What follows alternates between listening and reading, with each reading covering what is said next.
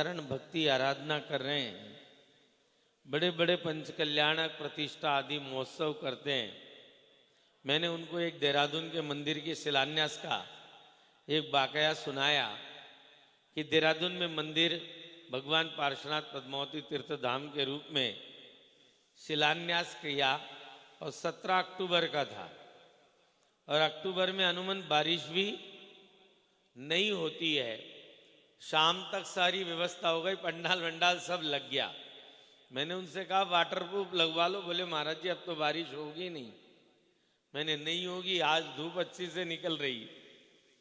और सुबह जब शिलान्यास का समय प्रारंभ होता है, सुबह ही 6 बजे से बारिश प्रारंभ हो गई और इतनी बारिश होती रही, जब तक शिलान्यास नहीं हो गया तब तक बारिश रुकी ही नहीं। अब हमने कहा जितने लोग आए, जितनी व्यवस्था थी, बड़े मुश्किल से ऐसा कुछ बरामदा था, त्रिपाल लगा, ये लगा, वो लगा, लेकिन मैंने कहा भगवान को जब यही मंजूर है प्रकृति को, तो निश्चित रूप से हमने कहा भाई कोई बात नहीं है, आप जितनी व्यवस्था यहाँ हो सकती है। और इन बच्चों की हिम्मत है कि इन्होंने 2-3 घंटे में शाम के समय ये सारी व्यवस्था बनाकर ये पूजा आराधना इन्होंने प्रारंभ की। सुबह मेरे पास आके बैठ के बोले महाराज जी, मैं 6:30 बजे जब देखा मैंने ऊपर से, तो सिर्फ सौधर्म इंद्र बैठे हुए थे और कोई नहीं था, और बारिश बिजली कड़कड़ा रही है और झमाझम बारिश हो रही है। जब युद्ध से चल रहा था, राम के साथ युद्ध चल रहा था, तो जैन पद्म पुराण के अनुसार कि वह परमात्मा की भक्ति करने बैठ गया। वैदिक परंपरा के अनुसार देखे तो वो शिव की भक्ति करने बैठ गए। जैन परंपरा के अनुसार देखे तो शांतिनाथ भगवान की आराधना करने बैठ गए। उनके पास ना संगीतकार थे, ना गीतकार थे, ना गाने वाले थे, ना बजाने वाले थे, ना टेंट वाले थे, ना लाइट वाले थे, ना जनरेटर वाले थे, ना साउंड वाले थे। यहाँ तो तुम्हें हीटर से लेकर सारी सुविधाएं है, वहां कुछ नहीं था। लेकिन वो भक्ति में अकेले इतने तल्लीन हो गए, कब वीणा के तार टूट गए पता नहीं चली, और कब अपने हाथ की नस निकालकर वीणा में लगा दिया पता नहीं चला। इतना भक्ति में खो गए थे। तो भक्ति एक करे चाहे अनेक करे, लेकिन जो फलदायी होगी वो भावों से होगी, वो अपने परिणामों से होगी। मैं आपको बताऊं, एटा में हम थे, एक व्यक्ति रोज पति पत्नी, अब उनकी कुछ महीने पहले ही मृत्यु हुई। जैसे मोहित जी की हाइट है ना, बिल्कुल लंबी है, ऐसे हाइट, शरीर में भी भरे हुए, आंखें भी बड़ी बड़ी, और जिस समय जरा आंखें पूरी फाड़ के देख ले तो ऐसा लगे कि रामायण के ये रावण ही हो, अरविंद त्रिवेदी। और 10 बजे करीब मंदिर आते थे रोज। बुलेट थी उनके पास अपनी, बुलेट में दोनों मियाँ बीवी बैठकर आते थे। मोहल्ले में पता चलता था कि हाँ कोई आ रहा है पर्सन। मंदिर आए, उनका अपना बिल्कुल इंद्र वेशभूषा तैयार मंदिर में रहती थी, उनने धारण किया।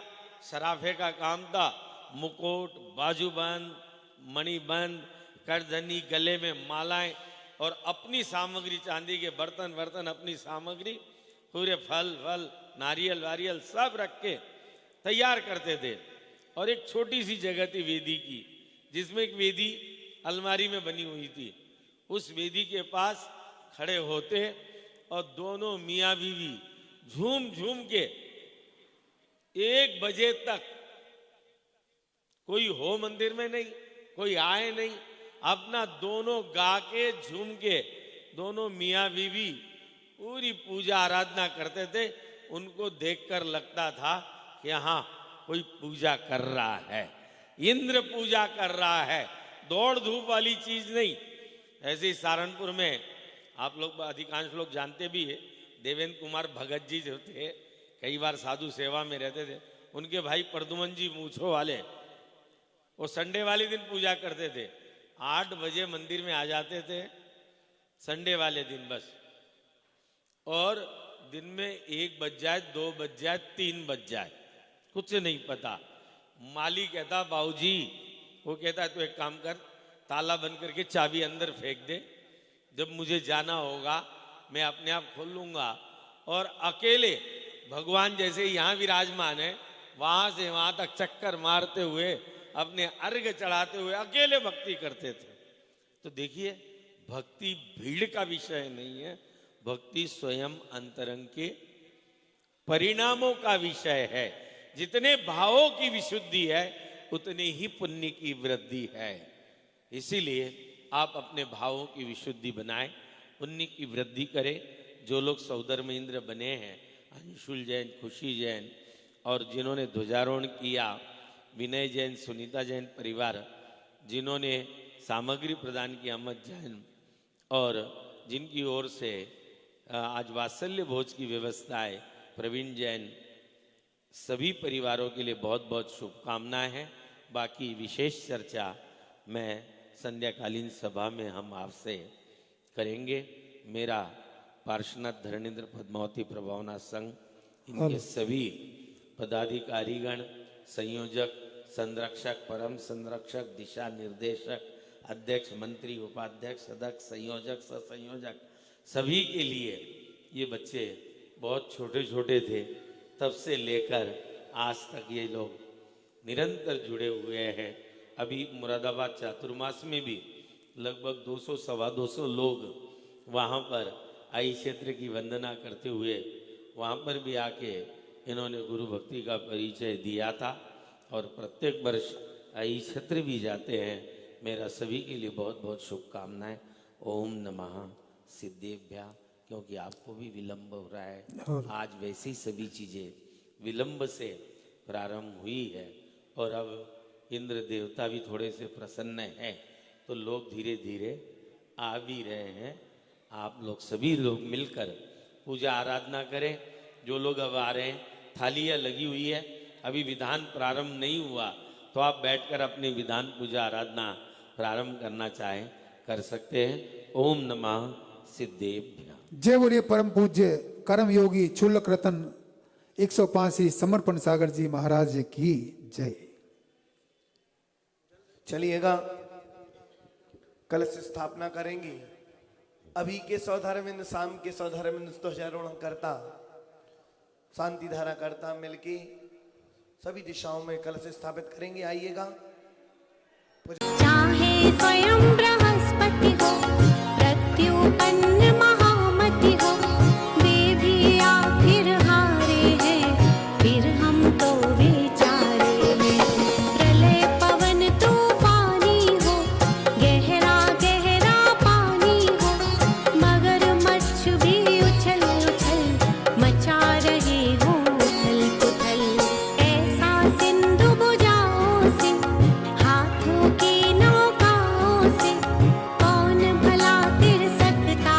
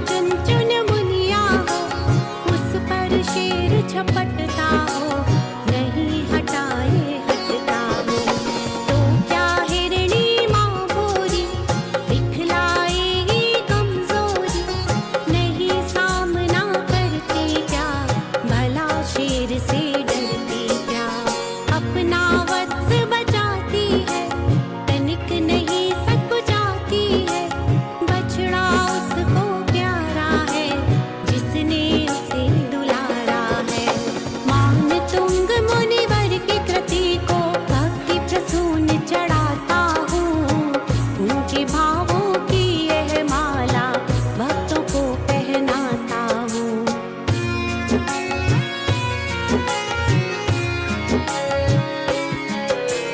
आदिनाथ के श्री चरणों में सादर शीश झुकाता हूँ। भक्तामर के अभिनंदन की मंगल गीता गाता हूँ। हंसी उड़ाया जाऊंगा, मूर्ख बनाया जाऊंगा, यद्यपि मैं विद्वानों से गानों की तुकलानों से, तो भी भक्ति ढकेल रही, नाकों डाल नकेल रही, वही प्रेरणा करती है, बोल कंठ में भरती है। ज्यों बसंत के आने पर, मादकता छा जाने पर, महक उठी है बगिया क्यों, चहक उठी कोयलिया क्यों, क्योंकि करैया महक उठी, अतः कोयली चहक उठी। गुण से आप महकते हैं, इससे भक्त महकते हैं। मान तुंग मुनिवर की कृति को भक्ति प्रसून चढ़ाता हूँ। उनके भावों की यह माला भक्तों को पहनाता हूँ।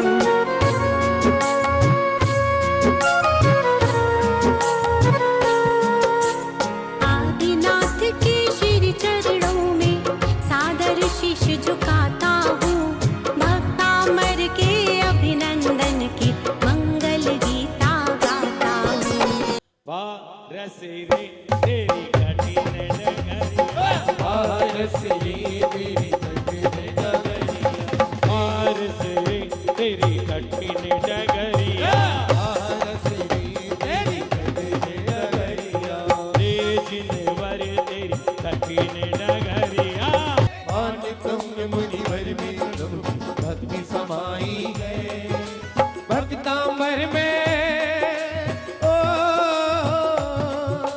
भक्तांबर में वृषभ देव की महिमा गाई है।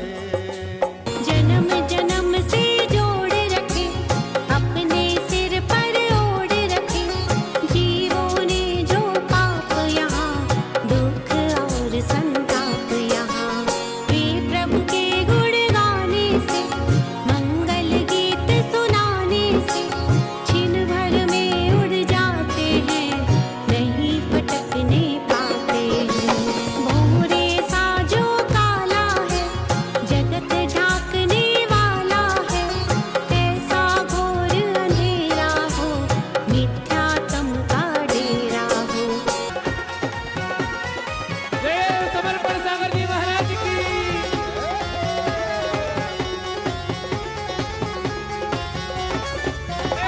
कमाल हो गया जी, कमाल हो गया, कमाल हो गया जी, कमाल हो गया।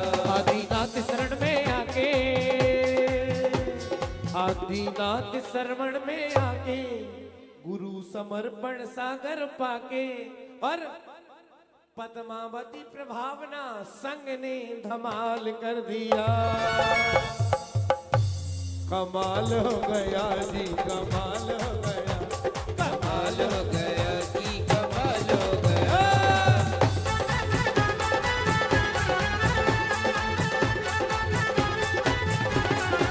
ओ, यह धर्म है आत्मज्ञानी का,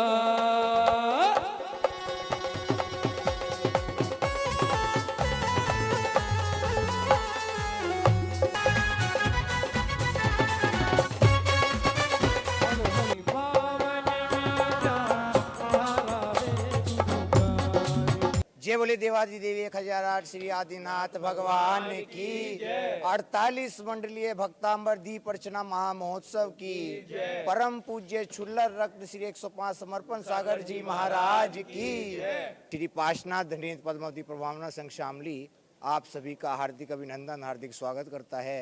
आज दिनांक 28 दिसंबर दिन शनिवार को 48 मंडलीय भक्तांबर विधान एवं दीप अर्चना महामहोत्सव का कार्यक्रम परम पूज्य छुल्लक रत्न श्री 105 समर्पण सागर महाराज जी के पावन सानिध्य में जैन धर्मशाला शामली में आयोजित हुआ, जिसमें इंद्रों द्वारा प्रातःकाल बहुत ही अत्यधिक वर्षा, उसे आप परीक्षा कह लीजिए, उसे आप भगवान की भक्ति में झूमना कह लीजिए, बहुत ही अद्भुत उस समय का हमारा ये कार्यक्रम रहा।